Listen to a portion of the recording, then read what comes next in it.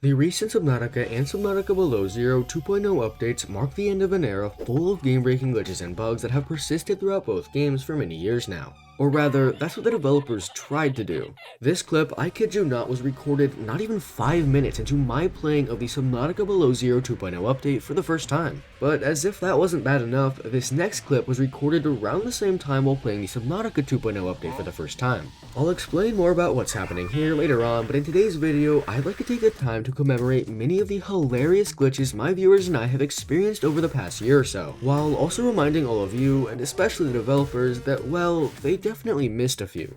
This person experienced the classic alien base loading into the game glitch, but it's by far the worst example of it I've ever seen. After loading into the game, they immediately start bouncing off the walls at some insane speeds, before eventually being launched through the walls and out of bounds.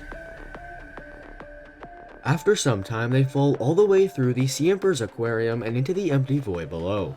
For some reason, if you jump onto the side of your life pod and rub against it, it will occasionally launch you some crazy distances and sometimes will even hurt or kill you. As for why this happens, I have absolutely no idea. This glitch is actually used in certain speedruns, interestingly enough.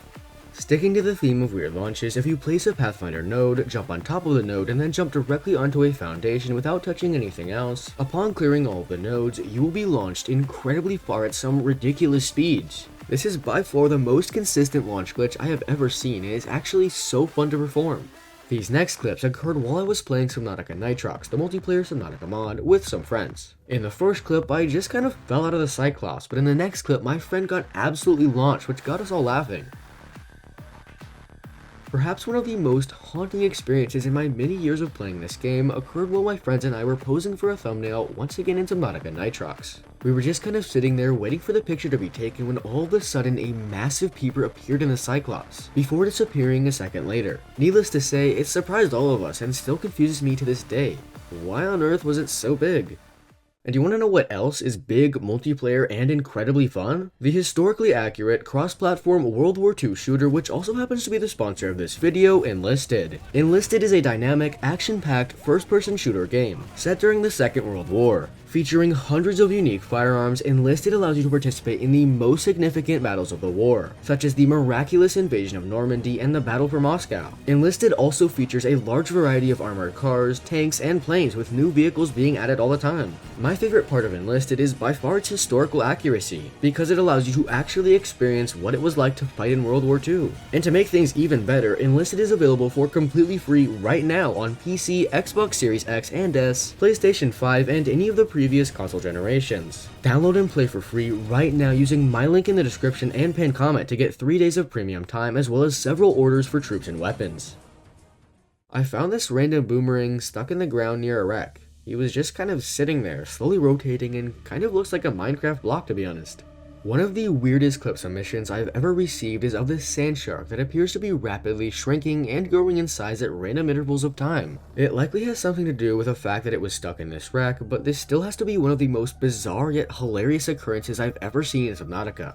I was just kind of minding my own business one time when all of a sudden this really weird blob shot across my screen. What do you think it is? This person found a way to literally ride the ghost leviathans found in the void, which I find quite funny. Next time you're getting attacked, just hitch a ride.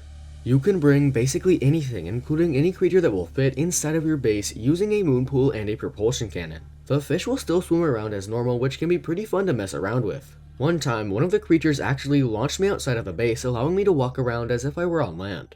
And now for a compilation of random creatures randomly launching themselves for whatever random reason.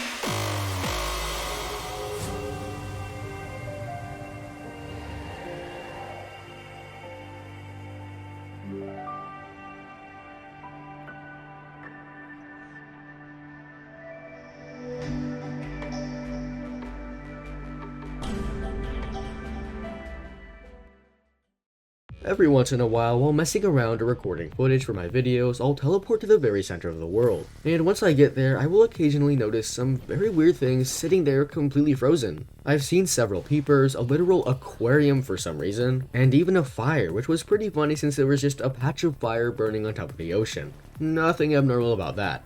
One useful exploit I've recently discovered is that if you grapple onto a small fish or another similarly small object and place it directly underneath your prawn suit, the game will think you're walking on land and cause you to move at some normally impossible speeds. This can actually be very helpful when trying to get somewhere fast. I've also recently discovered that the most consistent way to perform this glitch is with quartz, or another similarly shaped object that doesn't move. You kind of have to get a feel for where the best place to put it is, but once you find it, you start moving so fast to the point where the terrain you're going through isn't fully loaded yet. To me, this is by far the most useful glitch in this entire video. Another similar exploit that I like to call Super Sea Glide on land involves the propulsion cannon and a cave crawler. If you use the propulsion cannon to move the cave crawler right under your feet, it can cause you to run extremely fast. Of course, I'm not sure if there is much of a use, since if you have a propulsion cannon and a cave crawler, you may as well just fly with them. This person found a way to consistently glitch inside of the walls of a primary containment facility, using a well-known glitch that utilizes the mobile vehicle bay like so. This can actually be used to get into the primary containment facility without a blue tablet, but it's also fun just to explore. This person managed to delete all of the water in Subnautica through a bulkhead. Doing so essentially made their entire world their personal room, that they could decorate with chairs, picture frames, and much more. I'm not really sure how, but this person was able to kill themselves in Subnautica by simply constructing a locker. I attempted to replicate this, and although I was unable to kill the player, I was able to get stuck and even able to see outside of the base. Did you know that you can basically dribble blood crawlers with your sea glide? If you angle the sea glide just right, you can carry them around anywhere you want. And if you run into a wall or something, they get completely launched, which is super fun. What do you think these poor cave crawlers were going through? Why are we still here?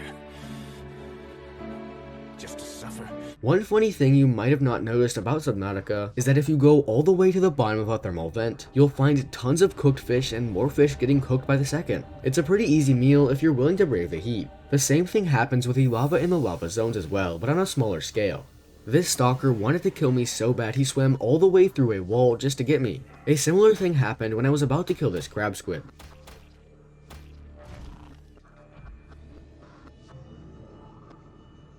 If you didn't already know, creatures in Subnautica don't really abide by the laws of gravity. Where on earth did these random floaters come from? Unknown. 0 human life signs detected. After I killed this reefback leviathan, for some reason a bunch of bright pink acid mushrooms were left behind. I believe this has something to do with a broken texture, but I don't really know. I'm still completely clueless as to why this occurred, but when I jumped out of my base through a moon pool, my sea glide was completely invisible, despite the fact that I could still use it and everything. My guess is that I pulled out the sea glide at the perfect time right when I was hitting the water, but I haven't been able to replicate this since. This person was just driving around in their Seamoth when a wreck spawned on top of them, trapping their Seamoth permanently.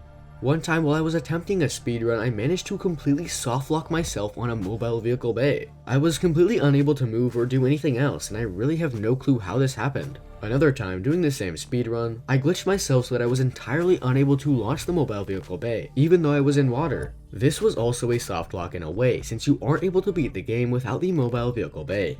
What on earth did this person do to the LifePod radio? Alien robots can be kind of crazy. They're able to walk all over your prawn suit and mess with you in unusual ways. One thing I recently found out is that if you grapple onto them, they start to completely break everything. While I was messing around with this, I managed to bring one of them outside the alien base, and the alien robot was launched away. My grapple arm also got extremely stretched out. I'm still not entirely sure what to make of it. Most of the time after they pull you around, they end up just getting stuck in the walls in a really weird way.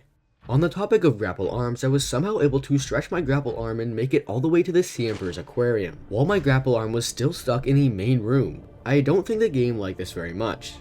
Have you ever had your prawn suit try and murder you?